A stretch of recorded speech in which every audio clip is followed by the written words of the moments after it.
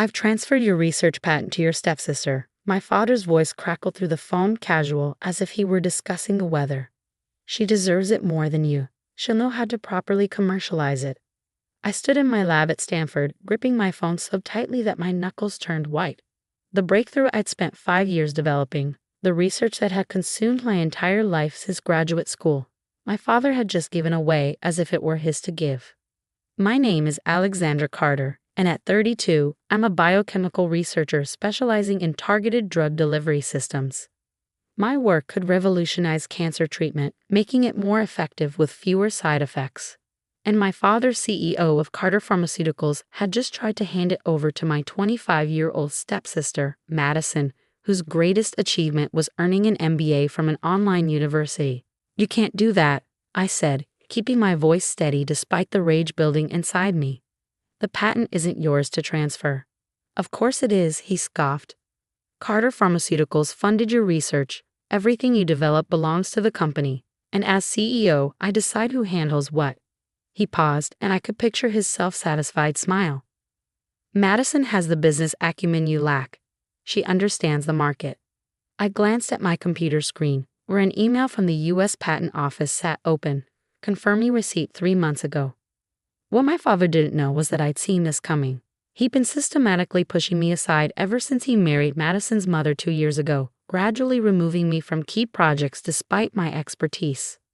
Well, I said carefully, I hope Madison enjoys trying to commercialize research she doesn't understand. Is there anything else? His pause told me he'd expected tears, protests, maybe even begging. My calm acceptance threw him off balance. That's all. I'll have legal send over the transfer papers. Good luck with that, I replied and ended the call. The moment the line went dead, I sent a quick text to my lawyer, Sarah Martinez. He did it, just like we predicted. Then I sat down at my desk, hands shaking, not from fear, but from anticipation. The wheels I'd set in motion months ago were about to start turning. I thought back to the day everything changed, when my father introduced us to his new wife, Deanne, and her daughter, Madison, at the company's annual charity gala. I just finished presenting my preliminary research findings to potential investors, and the response had been overwhelming. But instead of congratulating me, my father steered the conversation toward Madison's recent MBA graduation. Madison will be joining the company as head of strategic development, he'd announced proudly. She'll help modernize our approach, bring fresh perspectives. I watched as my years of hard work, my doctorate in biochemistry, my published research, all faded into the background while Madison became the new golden child. At first, I tried to collaborate with her, to share my knowledge of the industry and our research protocols. But it quickly became clear that Madison wasn't interested in learning, she wanted control. The signs were there, my access to certain labs restricted, my research team gradually reassigned, my funding quietly reduced. Then I started noticing Madison in meetings about my drug delivery system, taking notes, asking questions that revealed her fundamental lack of understanding of the science involved. That's when I contacted Sarah, an old friend from college who specialized in intellectual property law. Document everything, she'd advised. Every email, every restriction, every change. And most importantly, file your own patent application independently of Carter Pharmaceuticals. I worked nights and weekends, carefully documenting every aspect of my research that wasn't directly funded by company resources. The breakthrough itself had come during my own time, using my personal lab equipment meticulously logged and verified by independent witnesses. My phone buzzed with a response from Sarah. Papers filed with USPTO. Your independent patent application is solid. Their transfer attempt will trigger the investigation we've been waiting for. I opened my drawer and pulled out a thick folder labeled Project Shield. Every document, every email, every piece of evidence showing how my father and Madison had systematically tried to push me out and steal my research. The official company records would show that while Carter Pharmaceuticals had funded some early stages of my research, the key breakthroughs and methodologies were developed independently. Another text from Sarah. B2O, that business acumen your stepsister claims. I did some digging. Her online MBA program isn't even accredited. I wasn't surprised. Madison had always been more focused on appearances than substance. She spent more time posting on LinkedIn about being a female pioneer in pharma than actually learning about pharmaceutical development. My office phone rang, Madison's extension. I let it go to voicemail, already knowing what she'd say. Sure enough, her message was exactly what I expected. Alex, we need to discuss the transfer of your research project. I have some ideas for monetization that you clearly haven't considered. Call me ASAP. I started gathering my things, knowing the next few hours would be crucial. The patent challenge would trigger an automatic investigation into the research's origins and development. Every document would be scrutinized, every claim verified. As I packed my laptop, my phone buzzed again, this time with an email from the company's legal department. The subject line read, "Urgent, IP transfer documentation required." I forwarded it to Sarah without opening it.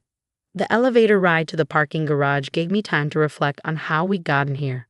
My mother had founded Carter Pharmaceuticals with my father 30 years ago. She was the scientific genius, he handled the business side. When she died of cancer 10 years ago, I devoted myself to continuing her work, believing that together, my father and I could honor her legacy. But something changed in him after he met Deanne. Suddenly, the company's scientific foundation became secondary to its market value. Research timelines were rushed, protocols shortened. Madison's arrival was the final straw. Suddenly, everyone had to prove their worth in terms of market potential rather than scientific merit. As I reached my car, another call came through, my father again. This time, I let it go to voicemail. He'd have plenty to say to me soon enough. But first, he needed to learn some hard truths about what he just tried to give away. I drove straight to Sarah's office, where she was waiting with her team. The conference room walls were covered with timelines and documents, the paper trail we'd been building for months. Right on schedule, Sarah said as I walked in. Your father just tried to file the patent transfer paperwork. As expected, it triggered immediate flags with the USPTO since your independent application is already on file. How long until they realize? I asked, setting my laptop on the conference table. They probably already have. The USPTO would have immediately notified them of the existing patent application. Sarah smiled. I guess your father is having a very interesting conversation with his legal team right now. As if on cue, my phone lit up with a text from my father. What have you done? I showed it to Sarah, who nodded approvingly. Perfect. Let them sweat while we prepare our response. We have meetings set up with the patent office tomorrow morning. Your documentation is impeccable. They won't be able to claim corporate ownership of your independent research. I thought about Madison probably sitting in her new office, planning how to take credit for work she couldn't begin to understand. I thought about my father, who'd been so quick to dismiss my contributions in favor of his new family's ambitions. What happens next? I asked Sarah, though I already knew the answer. Next, we watched them try to explain how they plan to transfer a patent they don't own. The USPTO takes attempted patent fraud very seriously. Your father's going to have to choose between admitting he tried to steal your research or claiming he didn't do due diligence before attempting to transfer intellectual property. Either way, it's not going to look good for Carter Pharmaceuticals. My phone kept buzzing, calls from Madison, my father, the company's legal team. I silenced it and focused on the documents in front of me. For the first time in years, I felt completely certain about my path forward. I signed the incorporation papers, officially bringing Carter Biotech into existence. A final text from my father. We need to talk. Now. I smiled. Yes, I typed back. We certainly do. The next morning, Carter Pharmaceuticals' legal department was in chaos. I watched from across the street as lawyers rushed in and out of the building, carrying stacks of papers and wearing expressions of barely concealed panic. My father's attempted patent transfer had backfired spectacularly. Sarah sat beside me in her car, calmly reviewing our documentation one last time before our meeting with the USPTO representatives. Your father has called 6 times in the last hour, she noted, glancing at my phone. Should we hear what he has to say? I shook my head, watching another group of lawyers hurry into the building. He had plenty of chances to talk before he tried to steal my research. Let him sweat. My phone buzzed again. Madison this time. Her message made me laugh out loud. This is just a misunderstanding. Daddy was trying to help you by putting more qualified people in charge of your project. Don't ruin everything because you're jealous. More qualified? Sarah snorted, reading over my shoulder. Does she even understand what your research involves? She thinks drug delivery systems are like Uber for medicine, I replied dryly. Last month, she suggested we should make an app for it.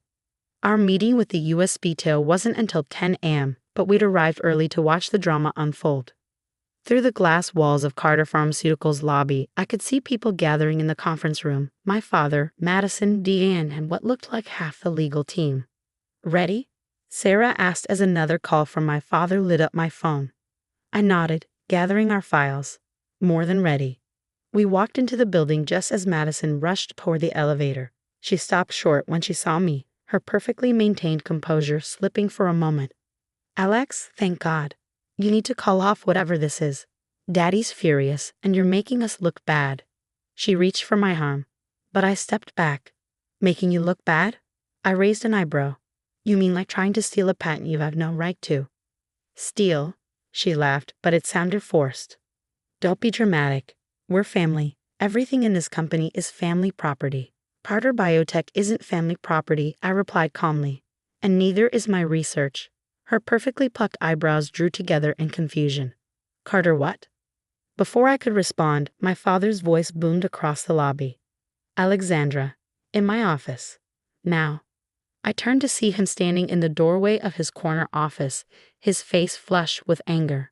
For a moment, I saw him as I had as a child, the intimidating figure whose approval I'd always sought.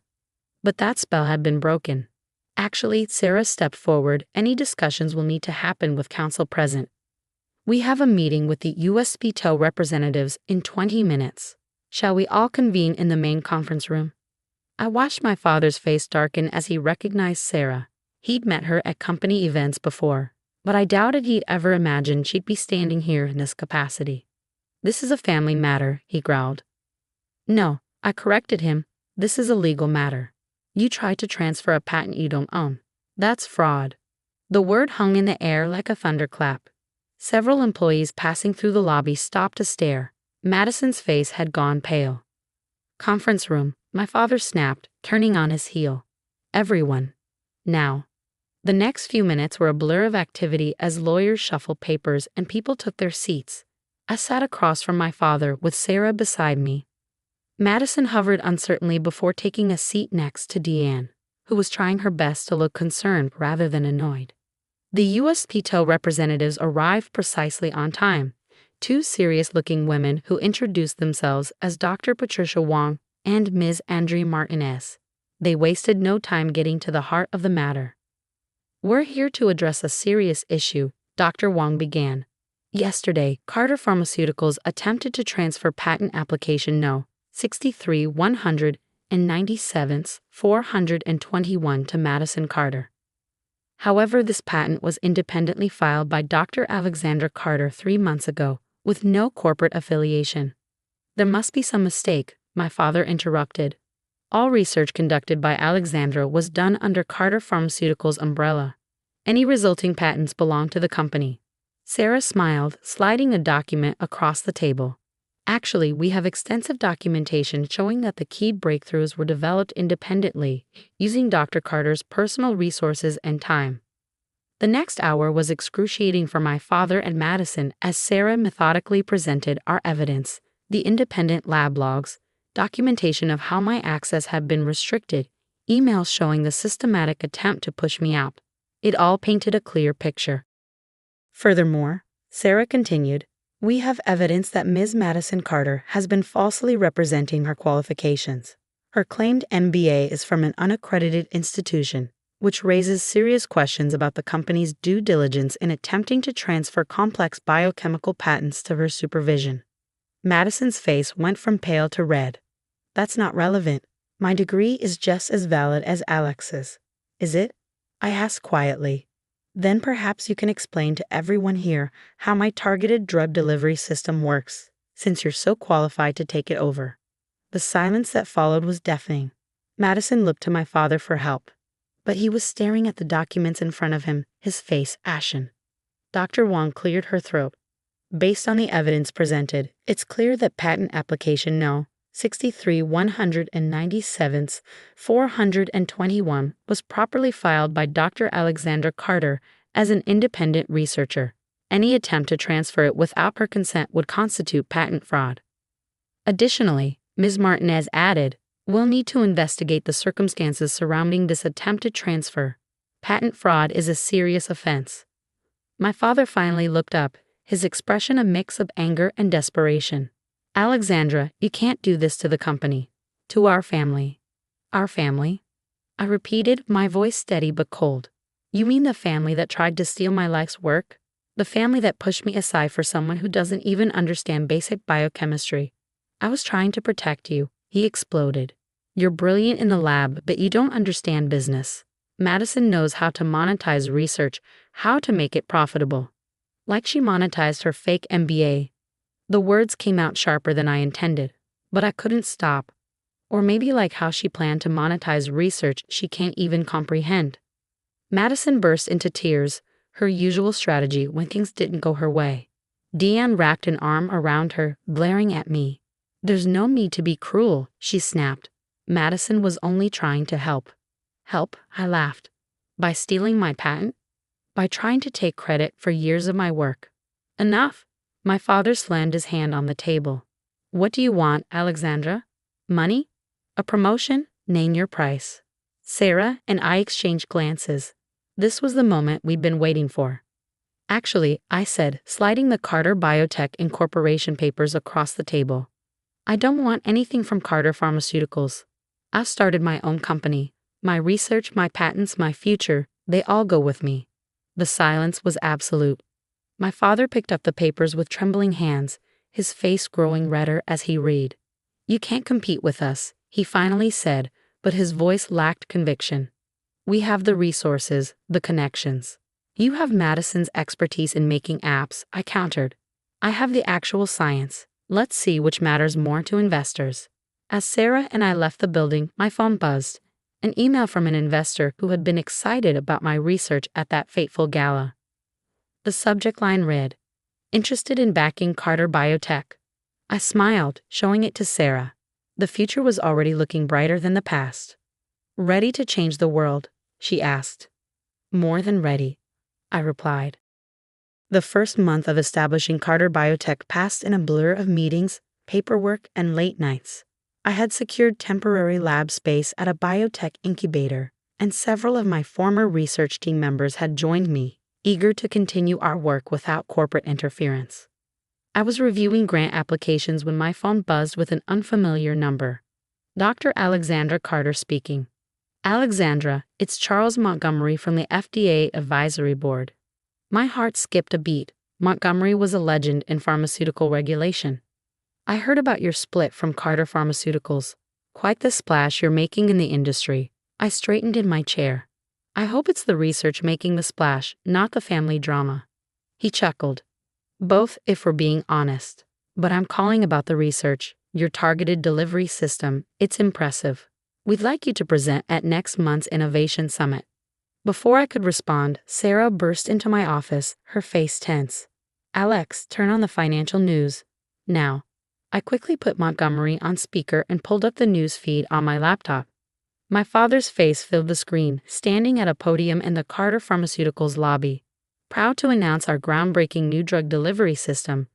He was saying, "Developed by our brilliant head of strategic development, Madison Carter." The coffee mug in my hand crashed to the floor. "Is that what I think it is?" Montgomery asked sharply. "They're trying to steal my research," I said, watching in horror as Madison stepped up to the podium, wearing a lab coat like some kind of costume. "They're announcing it as their own. We expect FDA approval within months," Madison was saying, reading carefully from note cards. "Our proprietary system uses targeted molecular recognition to deliver therapeutic agents directly to disease cells." "Those are my words," I whispered. "That's from my patent application." Sarah was already on her phone. "Get me Judge Harrison." "Yes, I know what time it is. This is an emergency injunction situation." Montgomery's voice cut through the chaos. "Alexandra, I'm going to hang up now because I suspect I'll be involved in the official response to this. But off the record, nail them to the wall." The next few hours were a whirlwind. Sarah's team filed for an emergency injunction while I gathered every piece of documentation proving the origin of my research. The biotech community buzzed with confusion and speculation. Around midnight, my father finally called. "Bold move," I answered, my voice cold. "This could have been avoided," he said, sounding tired. "You could have stayed, been part of the family business. Instead, you forced our hand. Forced your hand into committing patent fraud on national television. It's not fraud if it's our research. Everything you did well employed here belongs to us." "You know that's not true," I shot back. "You saw the documentation. The USPTO confirmed my independent patent. What you're doing isn't just unethical, it's illegal. It's business," he snapped. "Madison's announcement has already boosted our stock price. By the time any legal challenges play out, we'll have established market position." "You really think you can get away with this? I think you should consider coming back," he said, his voice softening slightly. "There's still time to fix this, to be a family again." I thought about my mother, about how devastated she would be to see what he had become. "We stopped being a family the moment you tried to steal my work." The line went dead. Sarah arrived early the next morning with news. Judge Harrison granted the emergency injunction. Carter Pharmaceuticals has to cease all public claims about the delivery system pending a full hearing. "That won't undo the damage," I said, showing her my inbox full of concerned emails from potential investors. "They're creating market confusion, making people question the legitimacy of my research. Then we fight back. Not just legally, we need to tell our story." She pulled out her tablet. "The Wall Street Journal wants to interview you, so does Nature Biotechnology. People need to hear the truth from the actual scientists behind the research." I hesitated. I had always preferred letting my work speak for itself, but now, "Alex," Sarah said gently, "your father is counting on you staying quiet, staying professional. That's how they'll get away with this. Sometimes the best defense is a good offense." She was right. That afternoon, I sat down with the Journal reporter and told her everything about my mother's legacy, about being pushed aside for Madison, about the attempted patent theft. I walked her through the science, making it clear which parts were my independent research. The story broke the next morning. Biotech battle. Daughter claims father's company tried to steal cancer research. The scientific community erupted. Former colleagues reached out to support my version of events. Other researchers shared similar stories of corporate theft attempts. Madison tried to do damage control, scheduling interviews to defend her role. But she crumbled under basic technical questions, making it painfully obvious she didn't understand the science she claimed to have developed. Then came the bombshell. Dr. Wong from the USPTO gave a statement confirming my independent patent application and the investigation into Carter Pharmaceuticals' attempted transfer. The company's stock price plummeted. I was in the lab, running tests with my team, when Dion showed up unannounced. "You're destroying your father," she said without preamble. "Is that what you want?" I carefully set down my pipette. "He's destroying himself. I'm just refusing to be collateral damage. He built this company from nothing. He built it with my mother," I corrected. "And she built it on real science, not fraud and theft." Deanne's perfectly maintained facade cracked slightly. "Just tell me what you want." "Money? A public apology? Name your price to end this." I looked at her designer outfit, her expensive jewelry, all funded by the company my mother helped create. "I want what's mine. My research, my patents, my reputation. Nothing more, nothing less." "You're being stubborn." "No," I cut her off. "I'm being honest, something this family seems to have forgotten how to do." After she left, one of my researchers, Dr. Park, approached hesitantly. "Dr. Carter, the preliminary trials, you might want to see this." The results were better than we had hoped. The delivery system was showing unprecedented accuracy in targeting cancer cells while leaving healthy tissue unaffected. This wasn't just about patents anymore. This could save lives. My phone buzzed with a text from Sarah. "Turn on CNBC now." Madison was giving another interview, but this time something was different. She looked nervous, fidgeting with her notes. "Miss Carter," the interviewer was saying, "multiple sources have questioned your credentials and your role in developing this technology. Can you explain exactly what your contribution was?" Madison's composure cracked. I helped with the business side, the monetization strategy. But you claim to have developed the actual delivery system."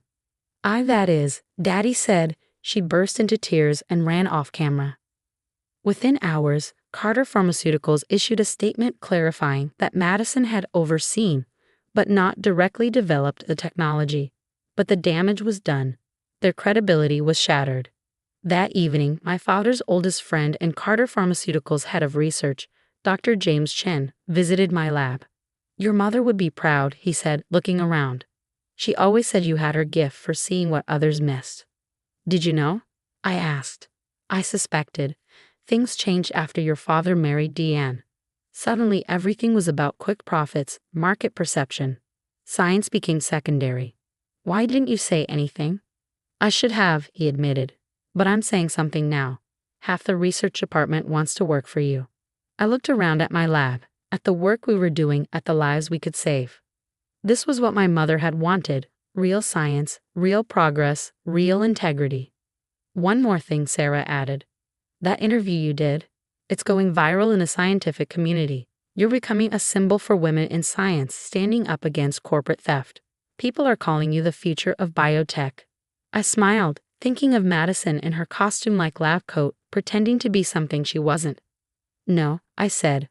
"I'm just being who I've always been, my mother's daughter."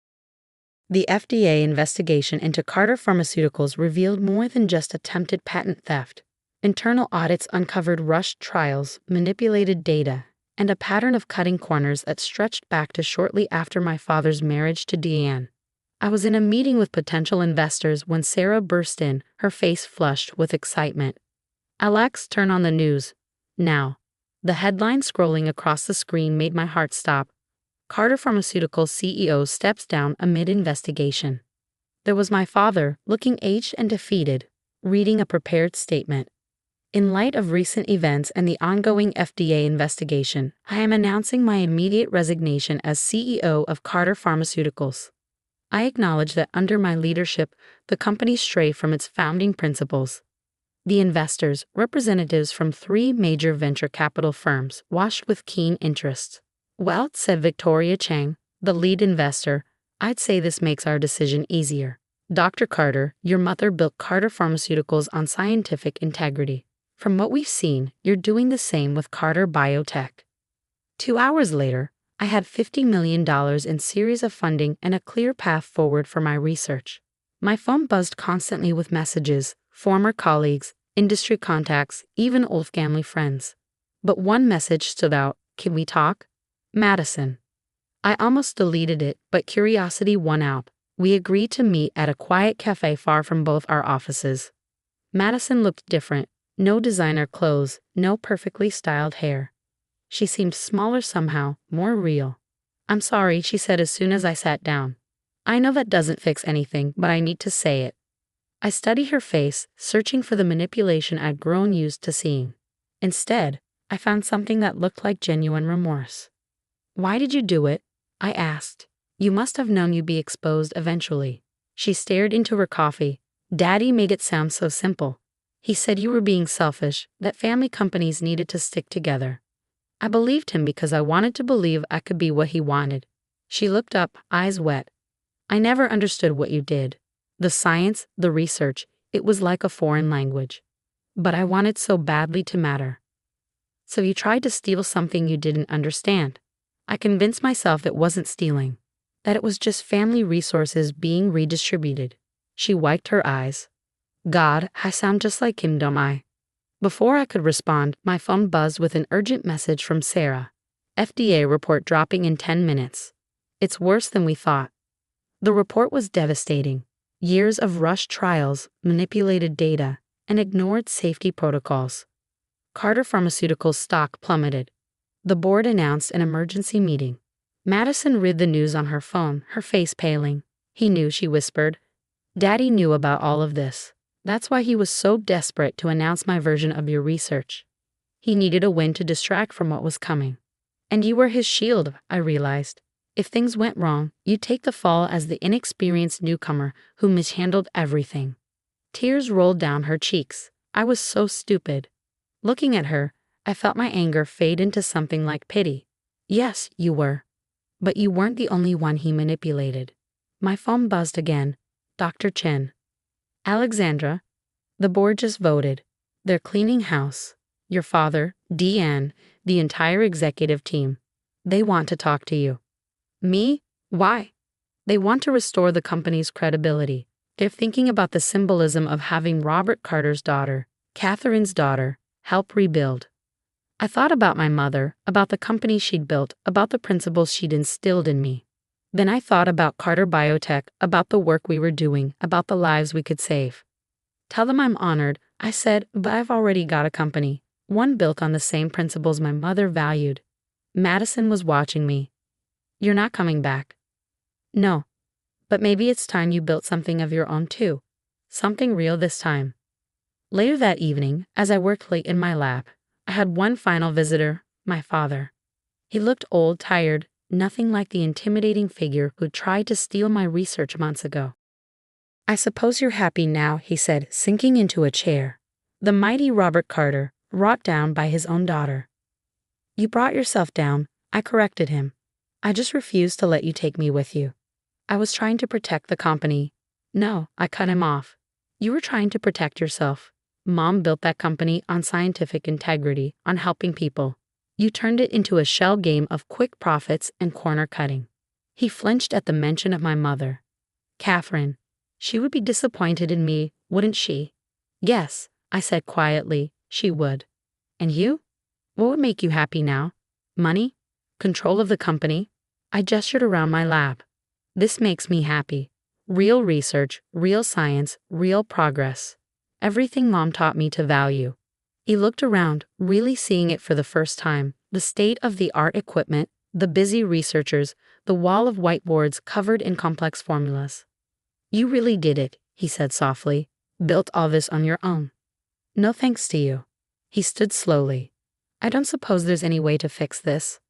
I thought about all the lies, the manipulation, the betrayal. Not between us. But you can still fix yourself. Tell the truth. Take responsibility. Be someone Mom would have been proud of. After he left, I sat in my lab, thinking about everything that had happened.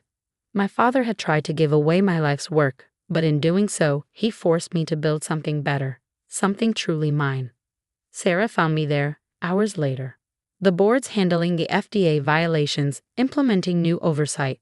They're talking about renaming the company, making a fresh start. Good, I said. It needs one. And us. The latest trials are showing amazing results. We're on track for FDA approval months ahead of schedule. I smiled, thinking of my mother, of her dedication to real science. Then let's keep going. There are people waiting for this treatment, lives we can save. Speaking of saving things, Sarah said, Madison called. She's enrolled in community college, studying basic chemistry. Says she wants to understand the science this time, not just pretend. I thought about Madison's tears in the cafe, about the weight of expectations and the courage it takes to start over. But for her, I said sincerely. The next morning, I arrived early at the lab, watching the sunrise through the windows. On my desk sat a small package. Inside was my mother's old lab notebook, sent by Dr. Chen. On the first page, she'd written words I'd never seen before. To my Alexandra, who sees the world not just as it is, but as it could be. Never let anyone dim your light or steal your dreams. You are capable of more than they know. Love, Mom. I traced her handwriting with my finger, feeling closer to her than I had in years. She'd known, somehow, that I'd need these words someday. Sarah appeared in my doorway, ready to change the world. I smiled, picking up my mother's notebook. More than ready. Let's show them what real innovation looks like. Looking out at my team, at the work we were doing, at the future we were building, I felt nothing but gratitude. Because sometimes, the best revenge isn't about getting even, it's about getting better.